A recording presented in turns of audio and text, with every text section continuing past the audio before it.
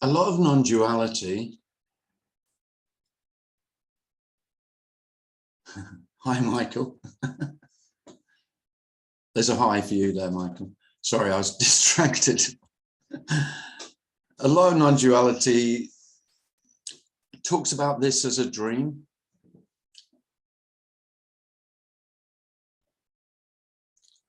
Like Shakespeare did. That, and in the same way, you can hear that non-duality is saying that what appears is illusory, dreamlike.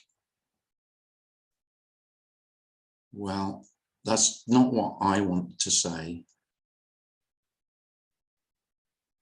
I don't have any sense that this is a dream, that the appearance is a dream, that it's an illusion.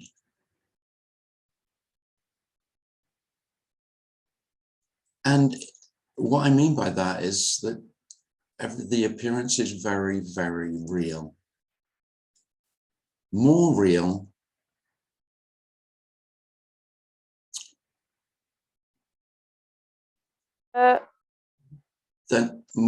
than it used to feel, I could say, if I'm thinking how it used to feel. You could say exactly the same, but this isn't a revelation of the illusory nature of reality. I have no sense of that at all. It's just that not only is what seems to be happening, what appears to be happening, what is appearing, not only is it real, it's unreal too, equally. And I don't know the difference. Now, what I would have said is, I do know the difference. I know what's real. And so therefore, I know what's unreal. Well, I don't.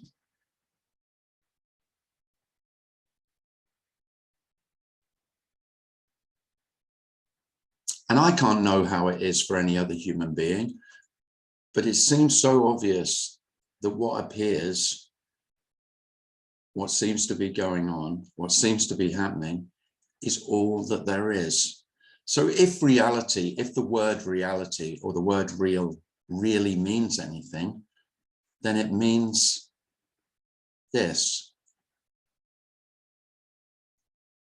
This is all that's real. Now, anything you say about it, anything you think about it, any story about it, you could say that's illusory. So maybe that's what people mean when they say that. So maybe when they say it's illusory, anything you say about it is just a story. So we are left with only stories in thought and in trying to communicate how life feels, how it seems to be. Now, in that sense, you could call those illusory. And really, that's all we have. But this is the only reality. What seems to have died is the whole notion that there could be more or less. Now, there can be thoughts of more or less, but they're real. The thoughts of more or less, not the reality of more or less. That's just another story. What seems to have died is the sense of there could be anything deeper, anything behind, anything hidden, anything higher, anything lower, any levels to this. There are no fucking levels. This isn't even singular. You can't even find one level, let alone a hierarchy of levels. If you've got the idea that there are levels to living, to life, then that's a story that there are levels, and that could be what's appearing. But that's all it is. It can't be any more than that, because this just appears and disappears with no space between. There is no possibility. There's nowhere for levels to exist.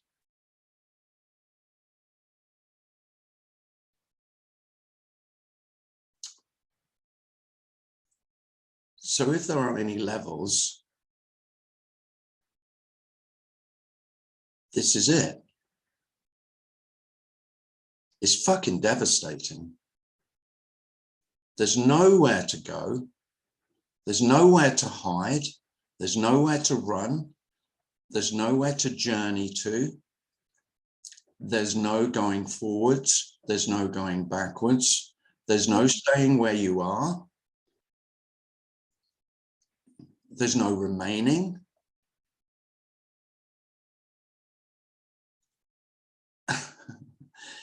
If you are still pretending that that's what you want, I'm going to suggest otherwise. No self wants that. You will have nothing to do.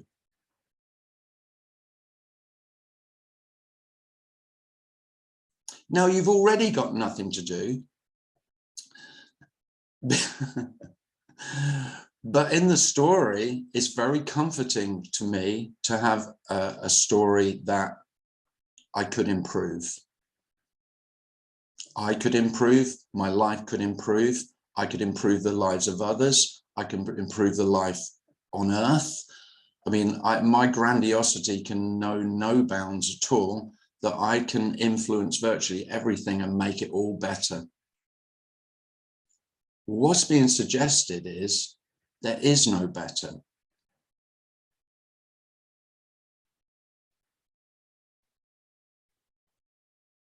There is no better or worse.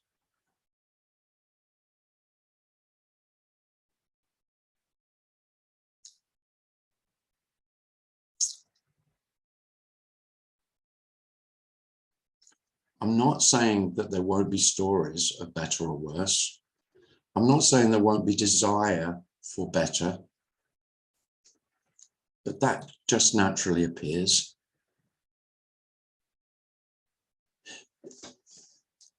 The problem with, one of the great problems with self is, the problems that I have, that me has, is that if I think it could be better, I desire it to be better, then it could be better.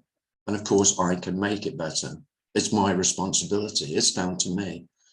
And this huge, vast weight of responsibility to improve my life, to make myself good enough, just to be worthy of existing, is fucking, it's just so dreadful. And yet it is what is promoted, it's what we teach children, it's what we all say is the right way to live. We don't all say it. Nearly everyone I meet would say that.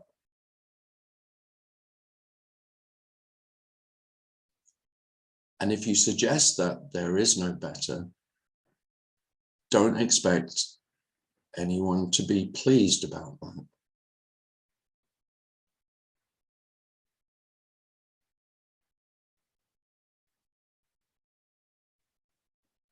Because it is, if I don't have anywhere to go, if there's no possibility of becoming anything I've imagined that I could become, then really, I mean, that is the end of me. If there is nowhere to journey, if there is no path, there is no me. I am the becoming. It doesn't matter whether the path is positive or negative, or even neutral, as long as I'm moving, as long as I'm traveling.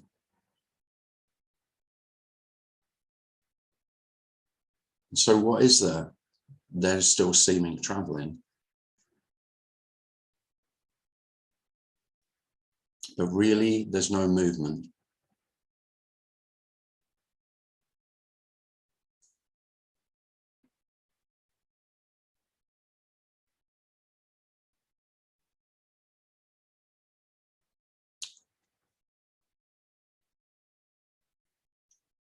So I may say there's only what's going on, but there really isn't anything going on.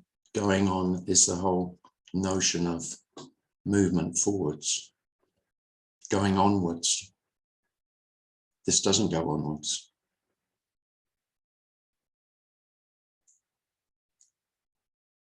Life is simply as it is.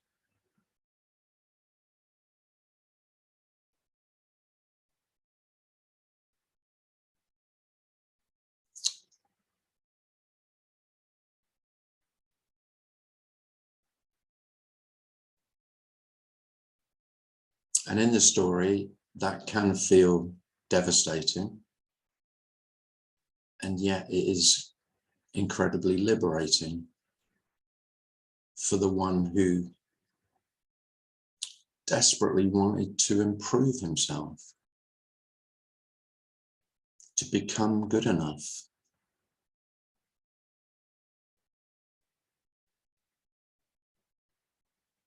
There's no one to become good enough. It's not that you are already good enough.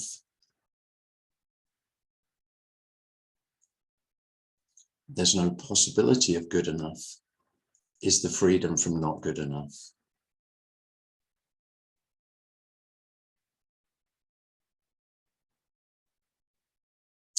And you could cry for weeks or months at how hard you tried to be good enough.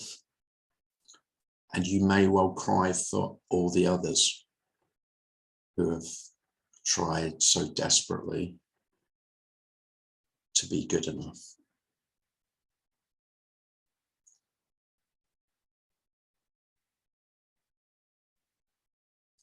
You might not.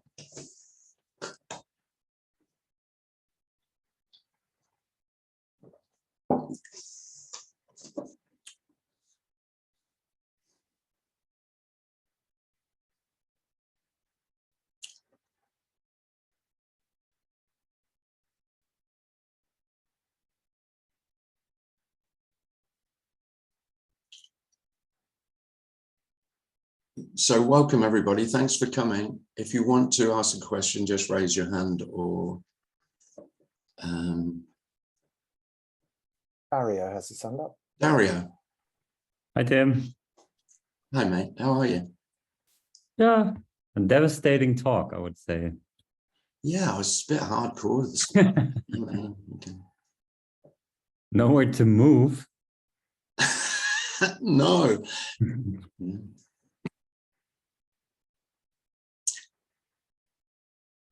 Yeah.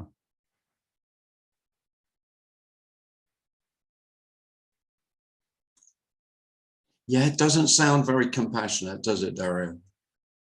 No, I don't expect you to be compassionate. Well, but the thing is, that's where, I mean, it sounds ridiculous, but that's how it feels. Yeah. It feels compassionate to say that. Yeah.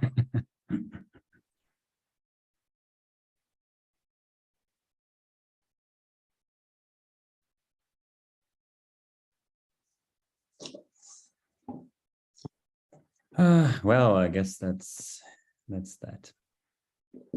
Thank you, Tim. Thanks, Dario.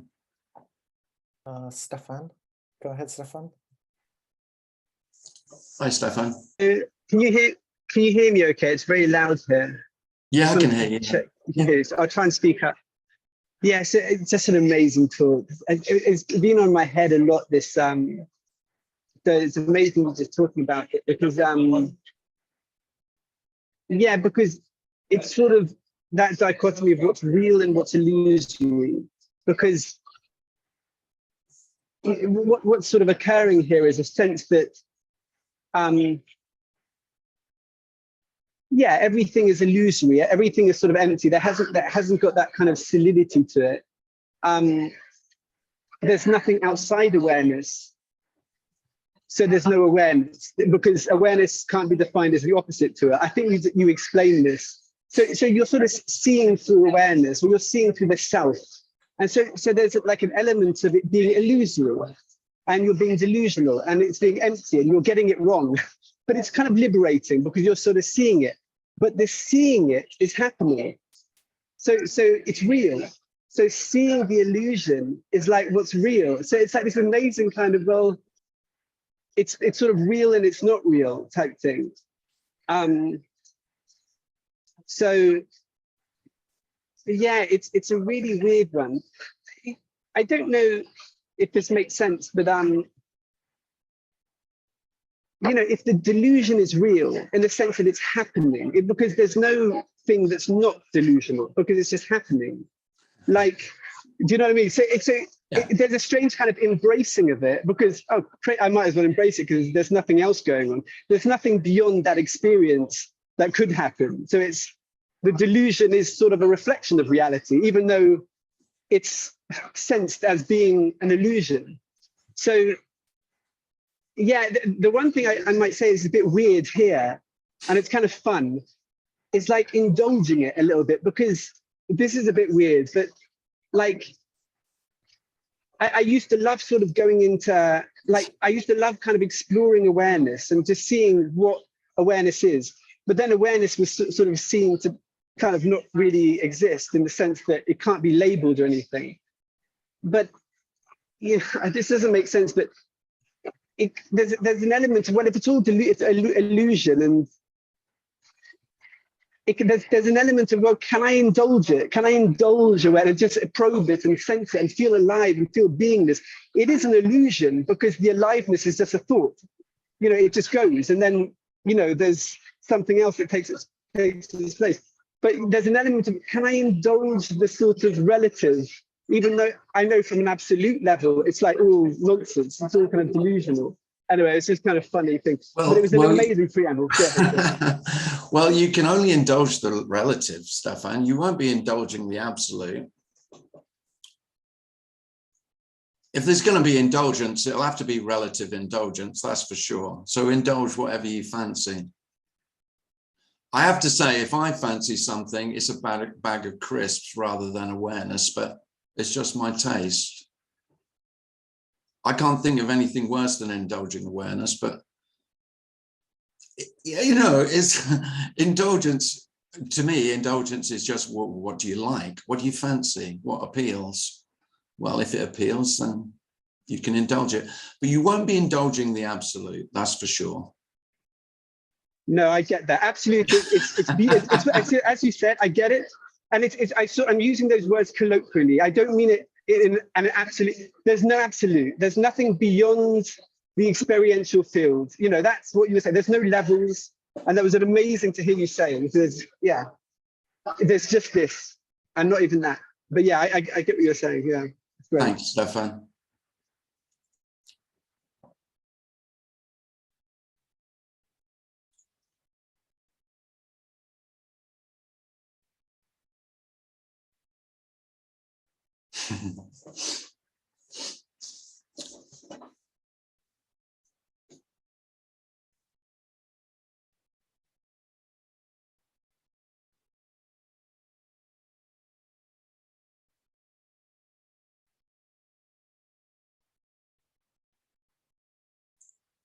Razia has a hand up. Hi, Razia.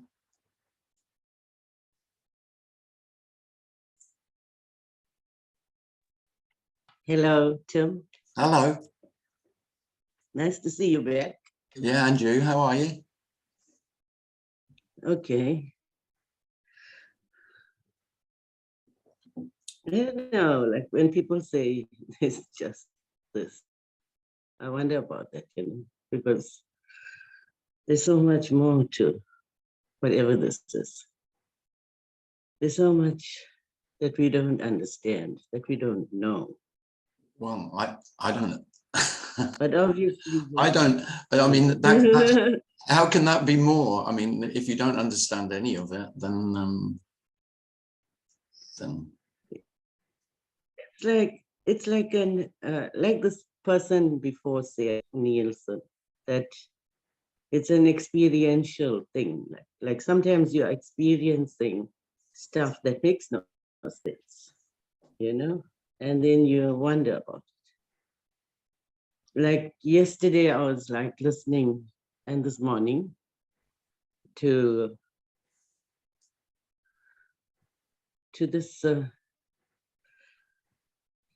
this video on YouTube, and it was about Jesus, right? And it was,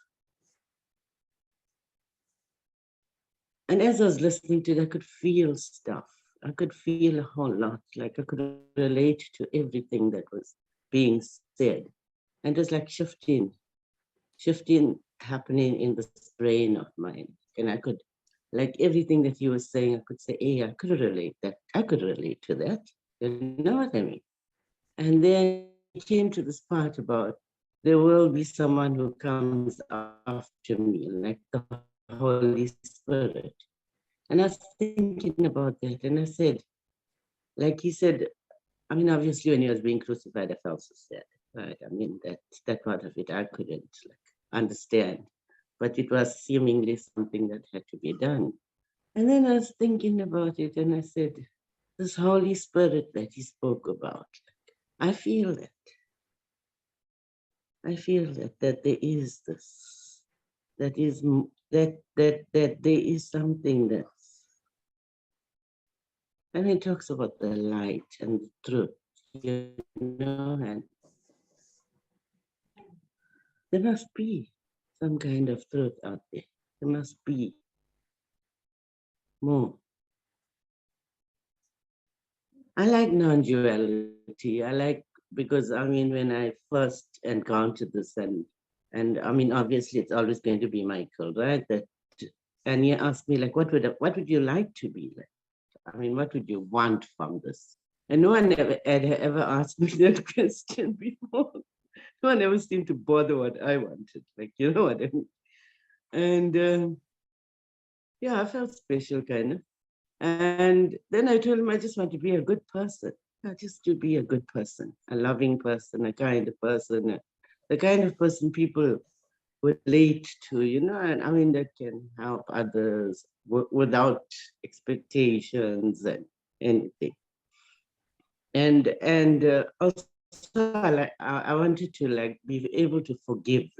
You know, I used to think about Jesus on the cross and all these people were stoning him, and he would say, and he said, Father, forgive them, for they know not what they do. And for me, it was like, hey, I must get to that stage, like, where I could forgive instantly. You know, if someone said to me, did something to me, and I would be able to say, no, you know? And then obviously, I mean, that all falls away now, because where is the other really to forgive? Who are you forgiving? And yeah, that's all. I don't know. Sometimes I just wonder about things like that. Like, why do I relate to Jesus in the way that I do? And why, when I listen to things, it's like, I feel it like in my brain. Like it's like centers in my brain are opening up. No reason, Raja. Why not? Yeah. And I suppose that was, yeah. Well, and who hasn't fantasized of being like Jesus? Well, if you went to Sunday school like I did, you fantasized a lot.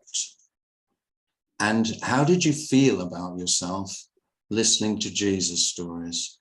Well, pretty shit about myself, actually, because I couldn't forgive the boy who had stolen my ball and wouldn't give it back. I wanted to forgive him, but I also wanted to punch him in the face.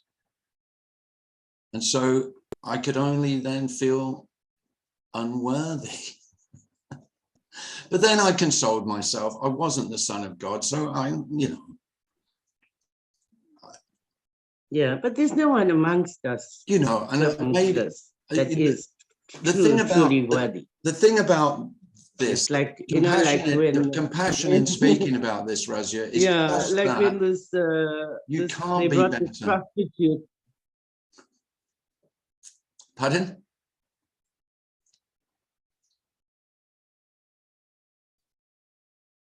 Yes, of course. I have faults. Everyone has faults. No, We you cannot don't, perfect. Razia. You don't have any faults. You don't have any faults. You just have things you don't like to do and you'd rather you didn't. And there are things that you do that other people would rather you didn't do. That's all they are. They are not faults. There is nothing at fault. No one is at fault. There's just shit you like and shit you don't like. Yes. Yeah. And also like now, you know, when people are looking and they say, hey, I mean, I was going to tell you the story, right, of Jesus bringing this, of these people bringing this woman in front of Jesus and saying that she's a prostitute and stuff like that, right? And then he said, who amongst us has not committed a sin, you know? Let him cast the first stone. And I felt that was like the most awesome thing that I'd ever heard, you know? It's like when I used to read Michael and he used to say all these things about all these people are acceptable, you know, that whatever you have done, it's okay. So basically, the part that I felt was like, well, not only the unconditional love, like that I felt, but especially in this non-dual community. It's amazing. I mean, you'll find these people that are truly amazing, like Michael and Tim. And I talk to Bill Gibson every day, and he's so amazing.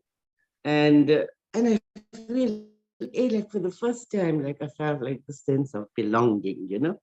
It's like, yeah, it's like amazing. Like when Michael speaks about choicelessness and he speaks about, oh gosh, I can't think about it. But I mean, like all these things that it made total sense to me. You know, that this non-duality thing, that's something about this.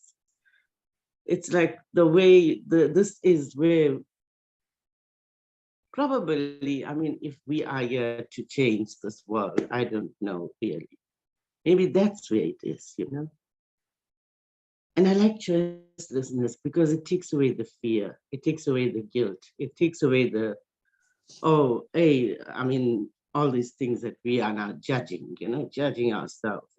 And there's no ascension if you are judging, you know, if you say, hey, I feel fear. I'm afraid of all the consequences of my actions, you know, kind of a thing, and guilt and stuff like that. It blocks you. So you can't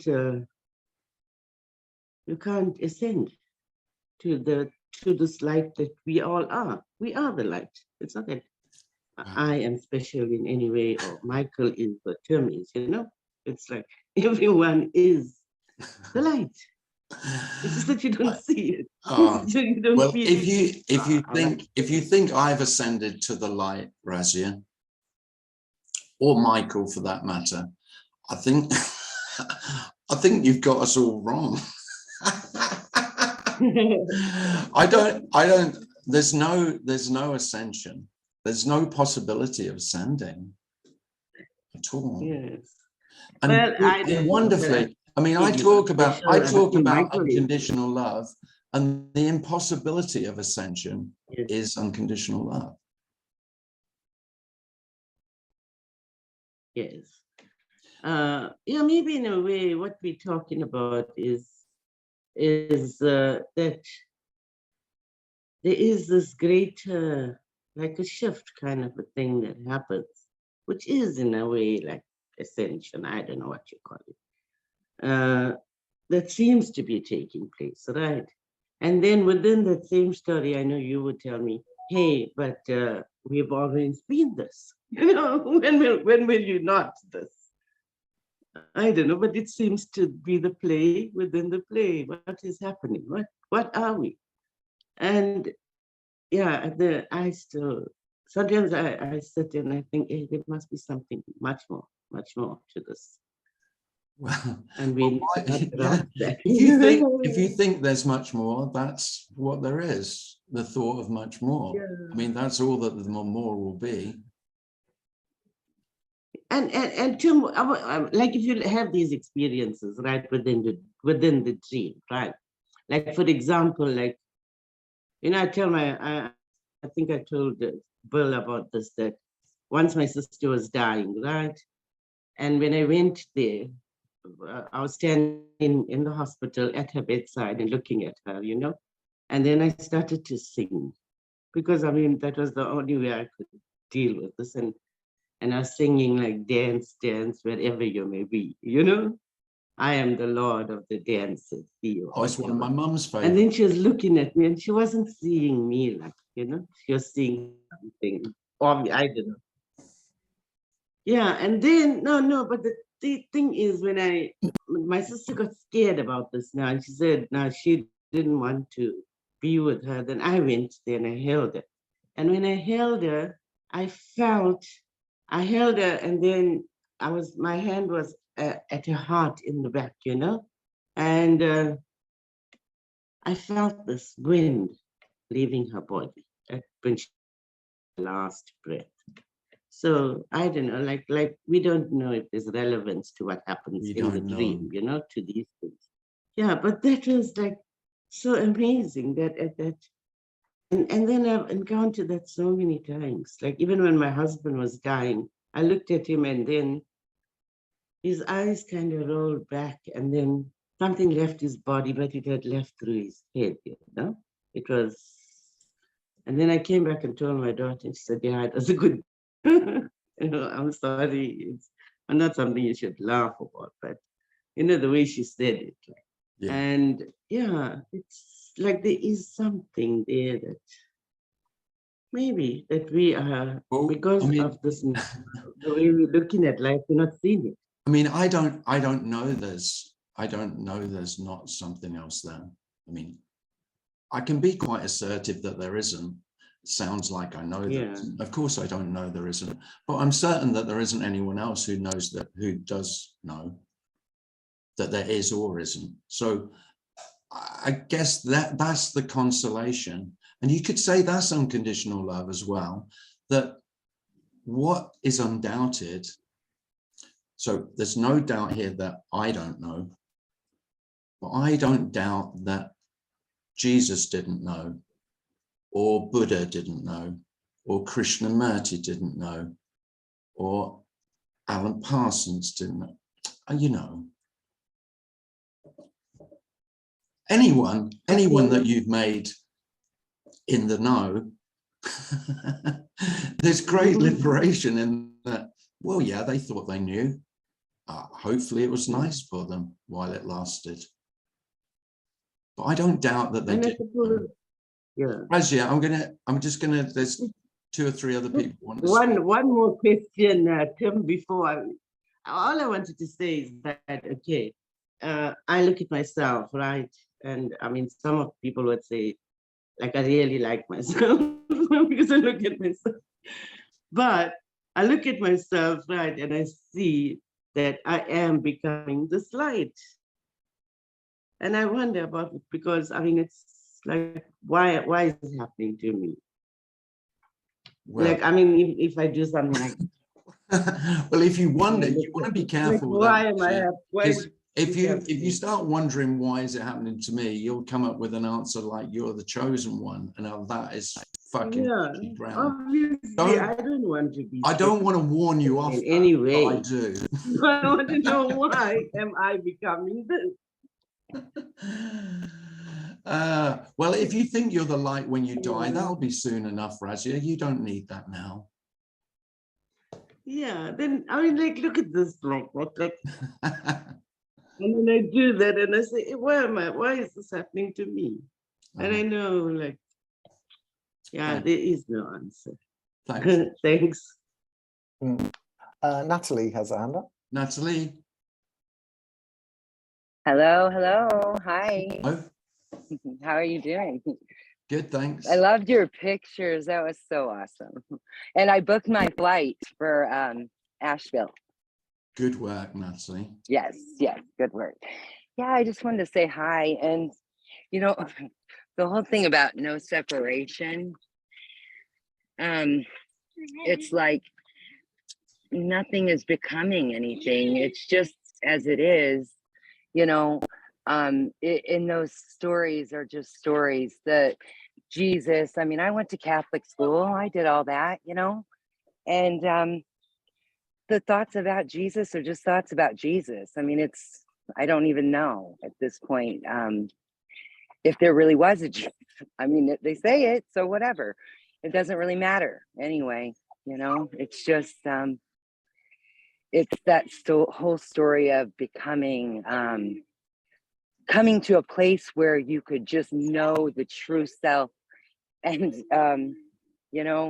like it's like the sky with clouds in the sky, and the sky is thinking, I'm waiting to be cloudless so that I can become the sky. And it's like it was always the sky. It wasn't ever not the sky. Nice. Yeah, I just wanted to say hi. Oh, hi. Lovely to see you. You too. Michael, go ahead.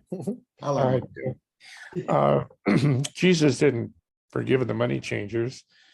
He went in and beat the hell out of them. Man. Forgiveness is overrated. One night in my dream, someone pulled my wife's hair. She's the gentlest, sweetest little person I've ever met. She's just love itself.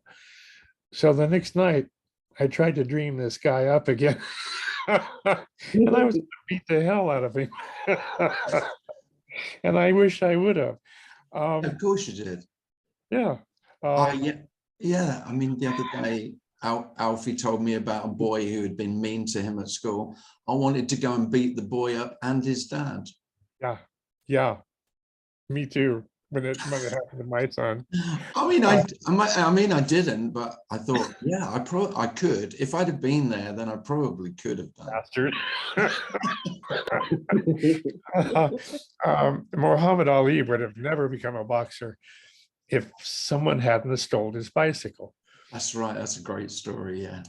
I love it. Yeah, me too. Yeah. I wanted to find the kid and beat him up. Life is life. For us to impose artificial rules on ourselves, I don't beat myself up because I wanted to find this fellow in my dreams. I mean, even funnier that it's in your dreams, but you can still beat yourself up. I mean, you haven't done anything wrong at all, but it's still like, really, I could have killed him. I could have, in my dreams, I could have gotten away with it. But I was thinking all of that. I said, I know his face. It's permanently etched in my brain. This just joy of being human without rules. There's not a shred of evidence that Jesus ever existed. There was none of his contemporary historians even mention him. No. Which is kind of strange because you'd think a fellow walking around, walking on water and doing miracles would have been mentioned in the chronicles of the You'd age. have thought it attracted more attention than he seemed to, Yeah. 400 years it took for Jesus to appear in a book. And 400 years, a lot of stories can change. There's some beautiful things in there. There really are. Oh, yeah.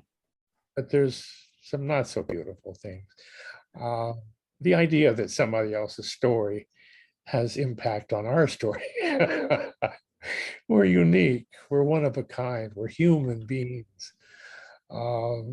I love life without a God, without somebody making rules and listening to my words. I think you said it. I read it somewhere and I just thought, well, that is so amazing that one of the greatest liberations is that it's undoubted that no one can hear my thoughts. Yeah. Because not only, I mean, we were taught that. I was taught that. It's like God knows your every thought. Like, oh, shit. I mean, isn't that the worst? I mean, even my thoughts aren't private. There's no, and I mean, one of the greatest liberations of this that really makes me want to speak about it is this devastating but hugely liberating fact that no one can see me and no one's ever seen me. Yeah, I mean, it is the devastating bit is just because when I thought my mother had never seen me and never knew me and couldn't know me, I mean, when that dawned on me, I'm not joking, I sobbed and sobbed. that not that she didn't know me and I wish she knew me properly like most selves do. No, this was far worse. This was, no, of course she couldn't see me because there was nothing to see. It was outrageous, the grief of that. And yet, that's probably the most liberating thing of all, that I no longer look to see another. And you know that. And interestingly, I mean, you've spoken about this, and yet the longing can still remain. You know, it's almost the love and the longing, you know, they're not two, it's the same. And yet in the impossibility, the love is more palpable. I wrote something after you spoke, I think the meeting before last, about this love that I never related to. And for me, it's a sublime spaciousness instead of love. But those are just words anyway. Yeah. This openness to others, Mm-hmm. sublime spaciousness to allow others, even though they don't exist, the beauty of others. Man, I was helping my wife into McDonald's. She's handicapped, and we always joke and laugh, and we just love each other. And a man was watching us, and he smiled at me. And as I was walking out after I opened the door, he said, "Are you two related?" Which was a safe thing to say. I said, "Yes, that's my wife." He said, "You're very nice together." I said, "Yes, we are." And as he's walking out, he walked by me and smiled again. And I said, "You're so beautiful." He was. And it just came out. He said, "Well, thank you." And right now I can see his face, that love that we have for each other, just non-judgmental. We know that nobody has a choice. No one has a choice. We judge other people's, what we assume is their choices, but it's not. They're reactive machinery, just like we are, just like our grandchildren are. Beautiful, reactive machine. I love being human. I love watching other humans. I love listening to you talk. Thanks, Michael. Me too. Oh, myself and you, yeah. Thank you, Tim. Thanks, Michael. Anita has a hand up. Anita. Yeah, hi Tim. Hi, Anita. Yeah, there is no difference. So it's more that there is so there can be only seemingly differences. Mm-hmm. And here is the, you know, when here is when I'm close to a man or a woman who is let's call it apparently enlightened, and there's no such thing as that, but for giving it words, it seems to be another energy than when there is sadness here, or that's seemingly a difference. Yeah. But then I would say that with someone, I mean, where we're talking about a human being who's seemingly awakened or enlightened, or whatever word we're going to use, or say we meet someone who we're in love with, there would be a great seeming difference. Mm-hmm. Yeah, it is just the seeming difference. There really is no difference. Yeah. But of course, every human being, we are all exactly the same and all utterly unique. I mean, that's the most wonderful paradox of all, probably, that every human being is just being human, and every human being is absolutely uniquely being human. I mean, that's a wonder.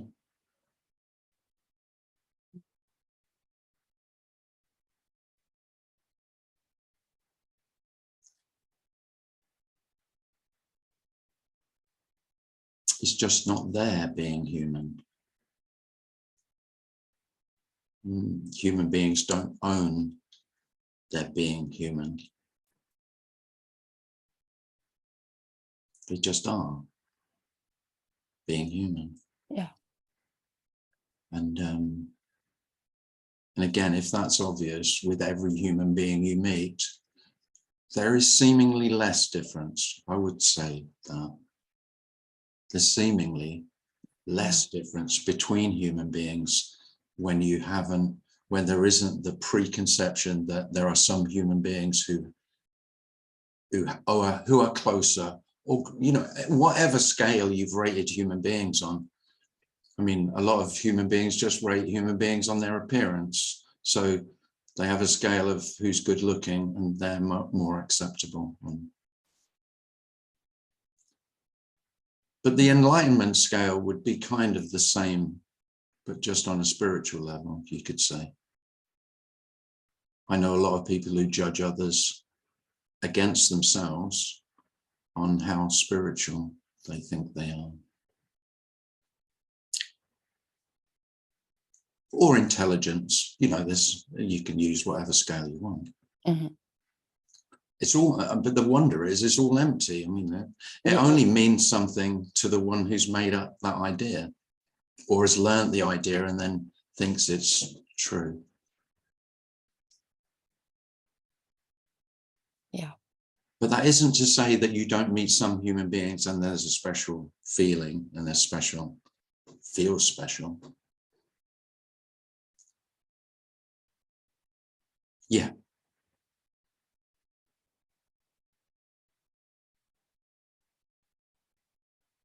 Thanks. Thanks, Anita. Thanks. I was thinking a little bit, Tim, of that, what Raz, you're saying about the Jesus, forgive them for they know not what they do. And I always thought that, to me, that sort of had more of a feeling like there's an innocence in the action, but it's not that the actions were innocent. It's more that they were neither innocent nor shameful.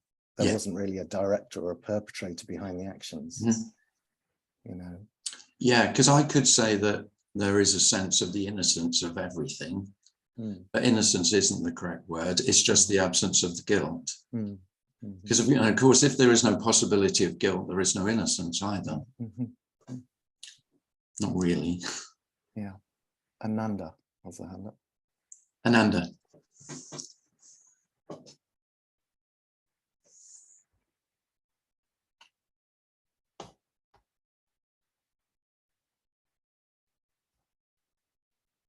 You need to unmute yourself, Ananda. I'm not sure whether you have. Let me just. There you go. Oh, yeah. Sorry. Do you believe anything, Tim? Sorry, can you speak up a little bit, Ananda, or closer to the mic or something? Do you believe in something, in anything?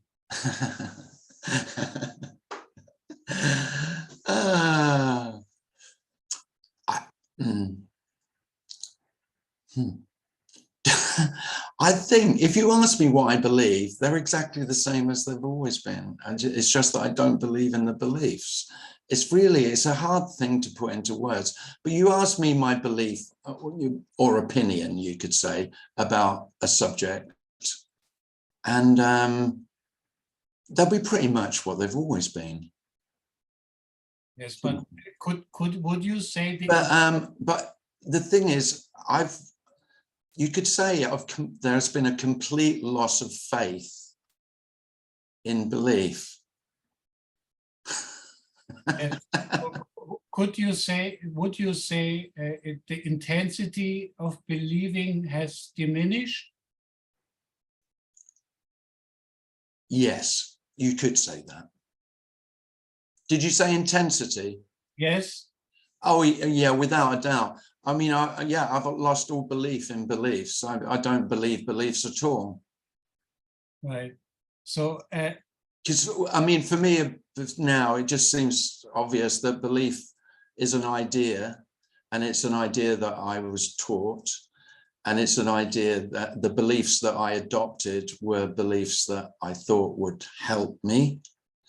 and they're beliefs that I thought would make me look good in others' eyes. They would make me acceptable as well. I never went for beliefs, you know, radical against until this shit came along. And then I've got this, and everyone went, well, you believe in non-duality. And I went, oh, you couldn't be further from the truth.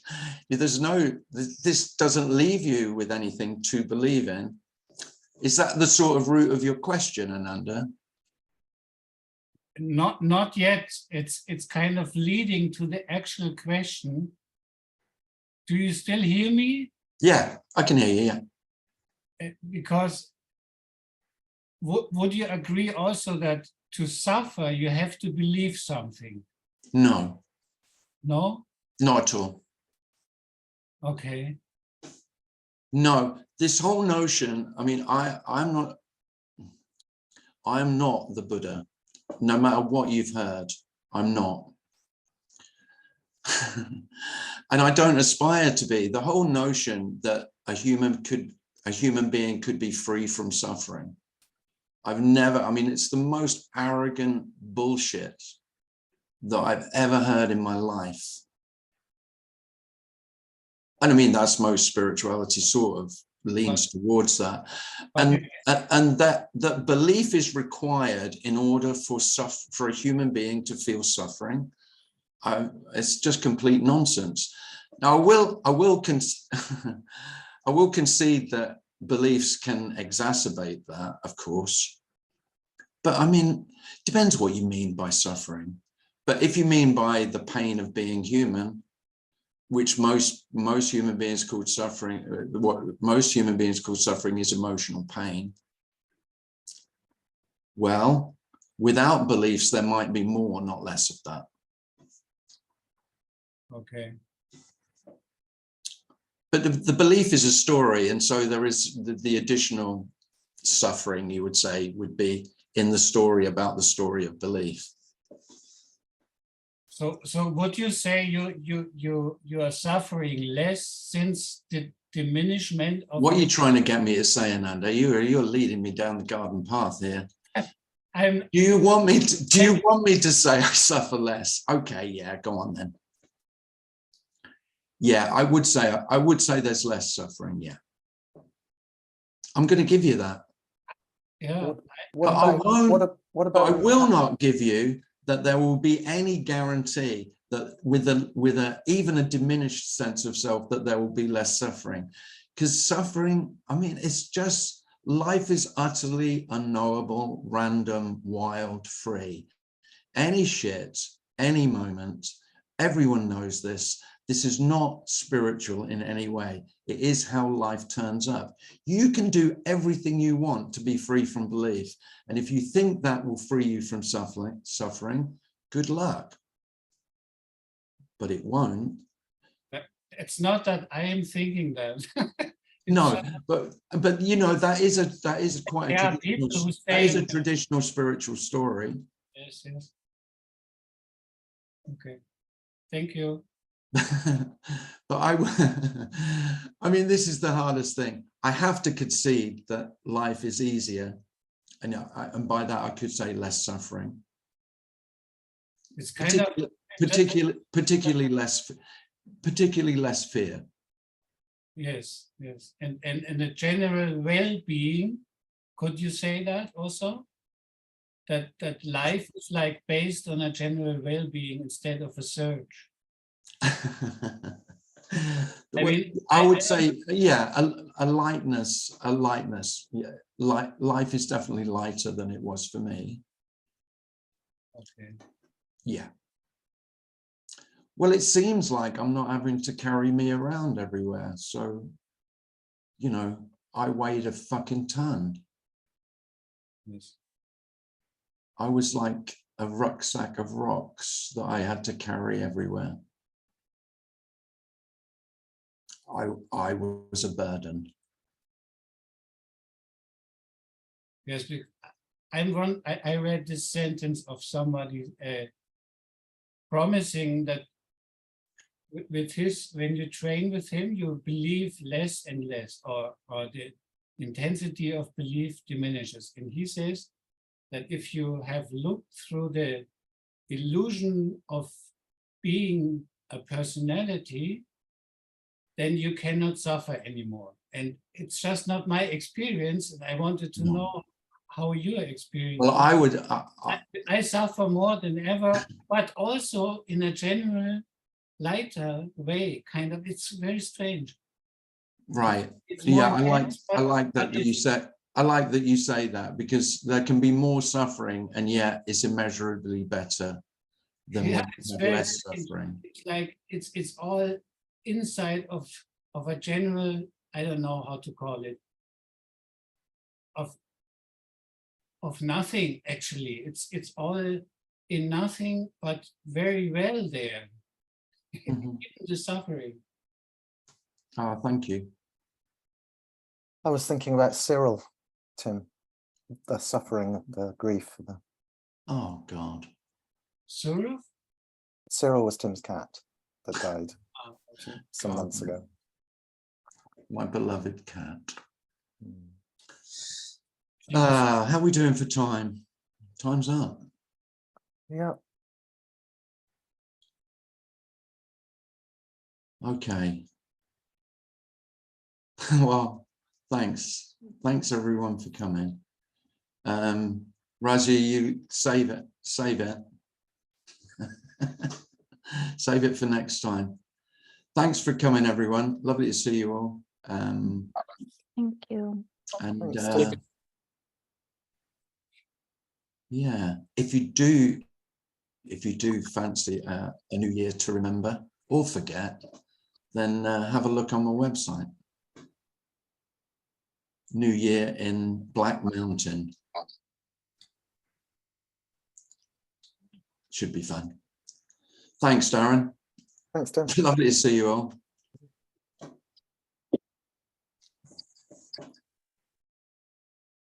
Thank you. Bye. Thank you, Tim. Thank you. Bye. Thank